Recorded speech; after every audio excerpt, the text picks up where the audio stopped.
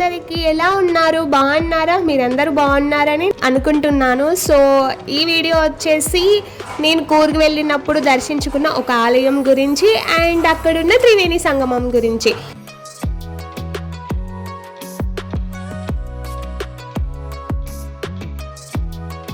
అక్కడున్న ఆలయం పేరేంటంటే శ్రీ భాగమండేశ్వర దేవి ఆలయం. దాన్ని శివస్వరూప ఆలయం అని కూడా అంటారు.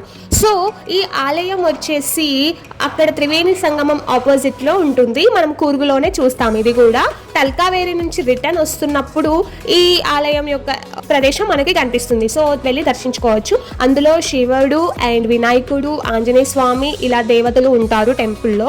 అండ్ అది దళా దర్శనం చేసుకొని బయటికి వచ్చేసామంటే ఆపోజిట్లోనే త్రివేణి సంగమం ఉంటుంది. సో మీరు ఎప్పుడైనా మీ లైఫ్లో త్రివేణి సంగమంని దర్శించుకున్నారా? ఎక్కడ, ఏ ఏరియాలో, ఏ నదుల కలయికని దర్శించుకున్నారో నాకైతే కామెంట్ చేయండి. నేను ఇప్పుడు దర్శించుకున్న త్రివేణి సంగమం నదుల పేర్లు వచ్చేసి కన్నేకి, కావేరి, స్వజ్యోతి. ఈ 3 నదుల కలయికని త్రివేణి సంగమం. చాలా పవిత్రమైనది ఇదైతే. ఇందులో స్నానాలు చేస్తే మన పాపాలన్నీ పోతాయని అక్కడ భక్తుల నమ్మకం అనమాట. చాలా మంచిగా అనిపించింది, పీస్గా అనిపించింది. ఇక్కడ కాసేపు నీళ్ళల్లో కూర్చుంటే ఆ ఫిషెస్ వచ్చి కాలం తాకుతుంటే చాలా మంచిగా అనిపించింది. ఫస్ట్ టైం నా లైఫ్లో రియల్గా ఫిషెస్ వచ్చి టచ్ చేయడాన్ని ఎక్స్పీరియన్స్ చేయడము లైక్ ఒక రియల్ పెడిక్యూర్ లైక్ అనమాట. సో వాటర్ని కదిలిస్తే అవి పారిపోతాయి, దూరం వెళ్ళిపోతాయి. మన వాటర్ని ఏమాత్రం కదిలించకుండా అలానే స్టేబుల్గా మన కాళ్ళని నీళ్ళల్లో ఉంచితే అవి మన కాళ్ళని వచ్చి ముద్దటాయి అనమాట. చాలా మంచిగా అనిపిస్తుంది. ఫస్ట్ టైం తాగినప్పుడు భయం వేసింది, కానీ తర్వాత చాలా మంచిగా అనిపించింది.